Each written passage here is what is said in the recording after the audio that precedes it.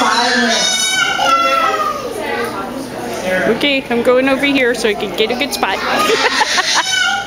Wow. Can we be down here? Mm-hmm. What is exactly a dive show? We're gonna have divers in the water. Oh, here he comes! Santa! Santa diver! Diver, you want to see everything. Look at that shark, is that a shark? Aquí al Aquarium, aquí cerquita está uno. Dile que los camarones. Papá. Hello! Hay que comer camarones. Oh, you're right, there are two.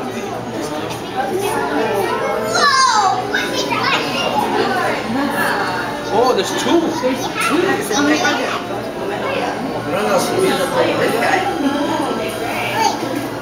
You see this fish?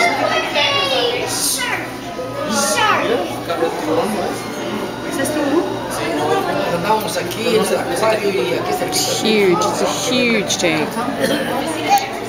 ¿Te acuerdas como el que vimos de la otra vez allá? Me dio varios camarones enchilados. Oh, mira.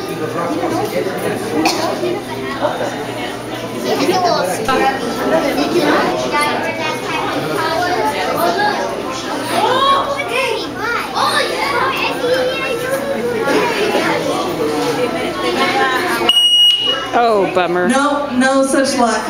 Alright folks, I'll go ahead and do the show since it sounds like our electronics really aren't working today. So welcome everyone to our Tropical Reef Dive presentation.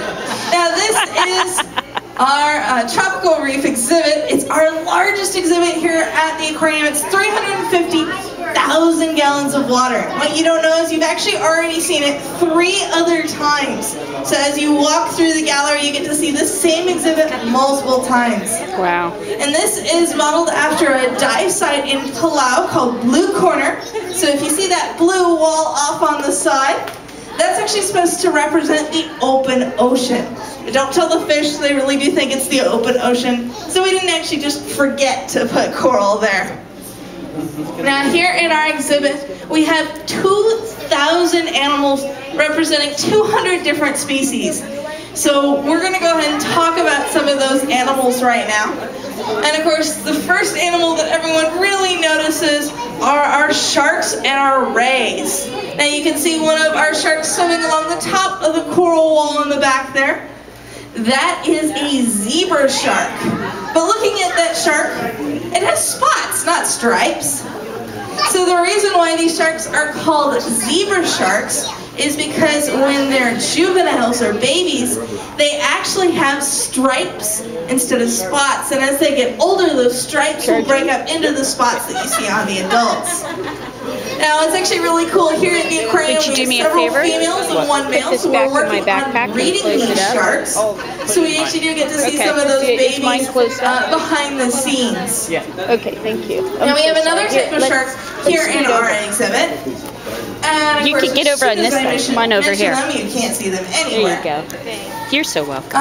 Those are our bonnethead sharks. Now, a lot of people get confused. They think that these are hammerheads. And you're partially right. These sharks are the smallest type of hammerhead. And there's one coming over the coral wall right in the back there. Where? I'm going to swim right towards the window. Now the reason why these are called bonnet heads is because of that curved shape to the front of their head. You'll notice these sharks actually sweeping their head back and forth to get a full range of vision. But they'll also use it to sweep over the sand to sense any food that might be buried in the sand. And we do have some relatives of the sharks here in our exhibit. We have 2 different types of rays. We have cow-nose rays. You can see one over in the corner here, swimming towards the glass. Another one right in the front. Wow. And these are pelagic rays. That means they really don't stay down on the bottom like most rays. They're really just constantly swimming. And the other type of ray we have here are our southern stingrays. Those are the really big, round ones. And if you come right up to the window, you can probably look down. It looks like our diver's pointing out there's one up above the glass right there. But if you come back to our next tropical dive show, you'll actually get to see our divers feeding. Oh wow, these rays. there's one. Here comes one of those southern stingrays. Wow. Right now, looking at these rays, you get to see a type of camouflage known as counter shading. So you'll notice that on the top they're really dark, and underneath they're this white color. How that works is the camouflage is as they're swimming along, if you're looking down, they blend in with the dark depths of the ocean or the dark bottom. But if you're looking up, they actually blend in with the light coming in through the surface. So you'll see a number of different animals here in this exhibit and around the aquarium that have this example of counter shading. And you would think that sharks are some of the most aggressive animals here in our exhibit, but they are not, as our diver is shaking his head there. If you come back to the next meeting, you will get to see our most aggressive animals, and those are our golden trevally. Looks like there's some down towards the staghorn coral on my left. There's some going over the coral wall as well. These are those kind of tuna-shaped fish with the yellow tails and the black bars. If you come back and see a feeding, you'll see that on those fish, those black bars actually get a lot darker. And it's a way for the fish to communicate with the rest of their school and go, hey, there's food in the water. And these fish will actually ram right into the divers as well as the sharks to try and steal their food. So we do actually have to actively distract them during feeding time so that they aren't stealing food from every other animal in the exhibit.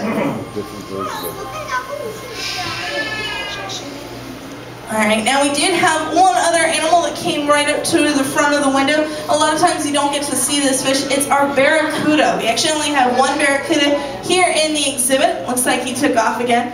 Normally you'll see him hanging out towards the top of the exhibit. It's over there.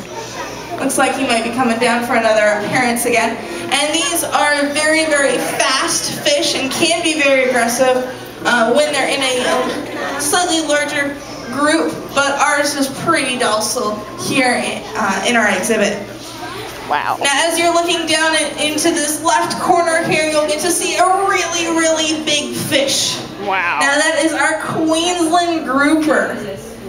And she looks like she's really big right now, but she actually has a lot more growing to do. She can grow up to be 900 pounds. And so she will potentially be the largest fish here at the aquarium when she's fully grown.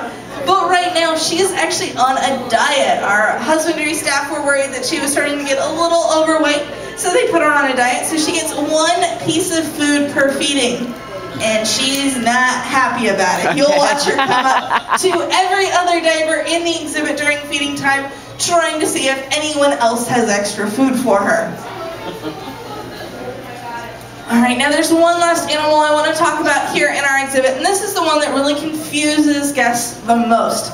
And it's actually our coral. A lot of people think that coral is a plant or a rock, but it's not. It's actually a colony of really, really small animals. So you can see our diver there pointing out our coral. Now our coral here at the aquarium actually has a secret. It's not real. It's actually all artificial, and we get it from the lovely ocean state of Arizona. The reason why we have artificial coral here at the aquarium is it makes it a lot easier on our divers. They don't have to worry about running into the coral, though it does mean that they have to clean it. As you can see some of our divers doing in the back there. But coral grows very, very slowly. The fastest coral will grow a couple inches per year.